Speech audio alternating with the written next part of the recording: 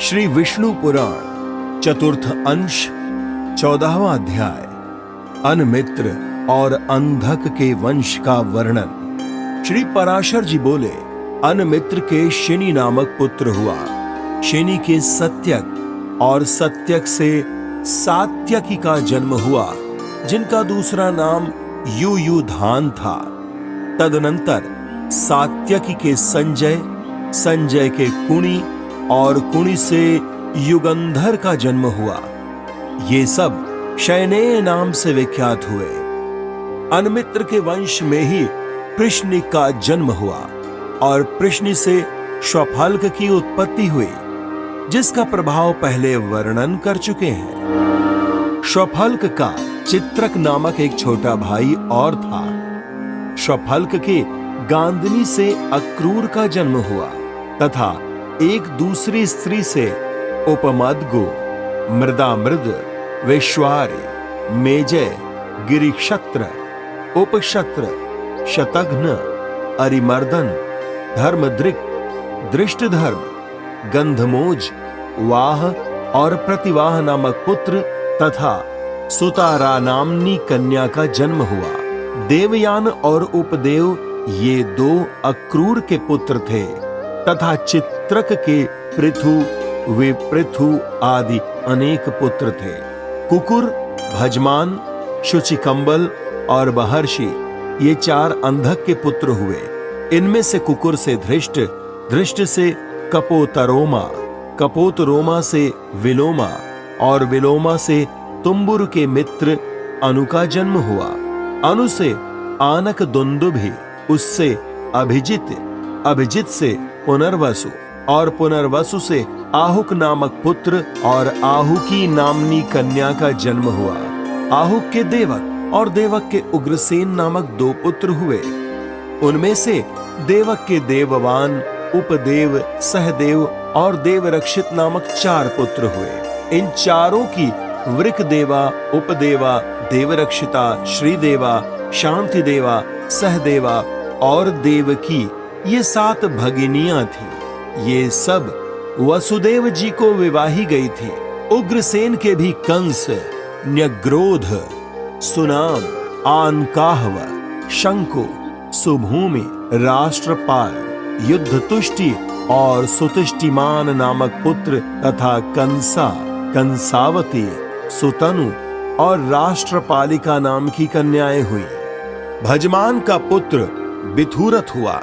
बिथुरथ के शूर, शूर के शमी, शमी के प्रतिशत्र, प्रतिशत्र के स्वयंभोज, स्वयंभोज के हृदिक तथा हृदिक के कृतवर्मा, शतधन्वा, देवाह और देवगर्भ आदि पुत्र हुए। देवगर्भ के पुत्र शूरसेन थे।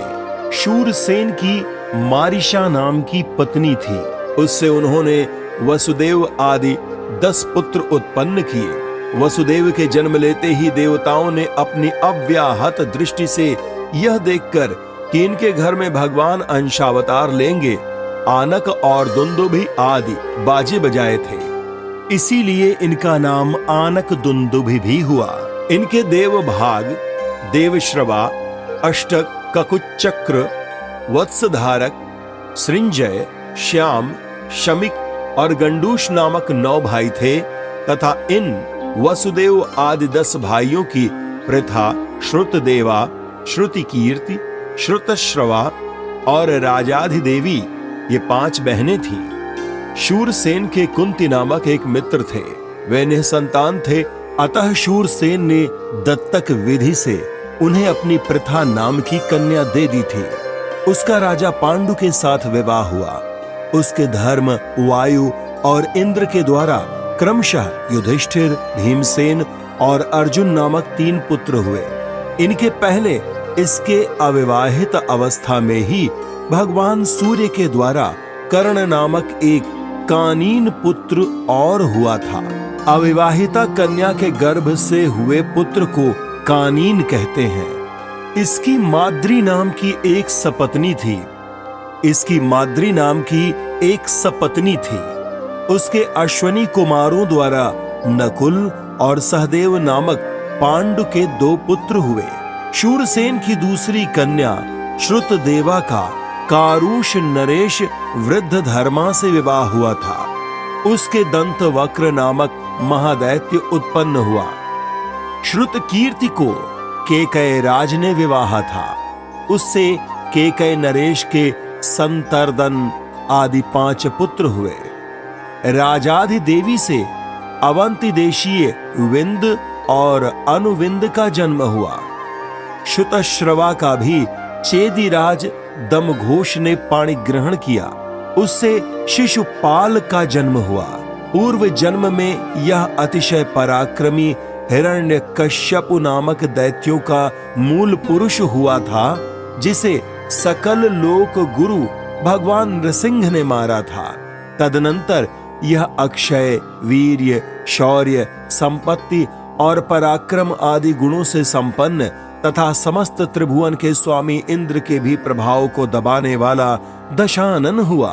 स्वयं भगवान के हाथ से ही मारे जाने के पुण्य से प्राप्त हुए नाना भोगों को वह बहुत समय तक भोगते हुए अंत में राघव रूपधारी भगवान के ही द्वारा मारा गया। उसके पीछे ये चेदिराज दमघोष का पुत्र शिशुपाल हुआ। शिशुपाल होने पर भी वह भूभार हरण के लिए अवतीर्ण हुए भगवद अंश स्वरूप भगवान पुंडरीकाक्ष में अत्यंत द्वेष बुद्धि करने लगा। अंत में भगवान के हाथ से ही मारे जाने पर उस परमात्मा में ही मन लगे रहने के कारण सायुज्य मोक्ष प्राप्त किया। भगवान यदि प्रसन्न होते हैं तब जिस प्रकार यथेच्छ फल देते हैं, उसी प्रकार अप्रसन्न होकर मारने पर भी वे अनुपम दिव्य लोक की प्राप्ति कराते हैं। इति श्री विष्णु पुराणे चतुर्थंशे चतुर्दशो अध्यायः।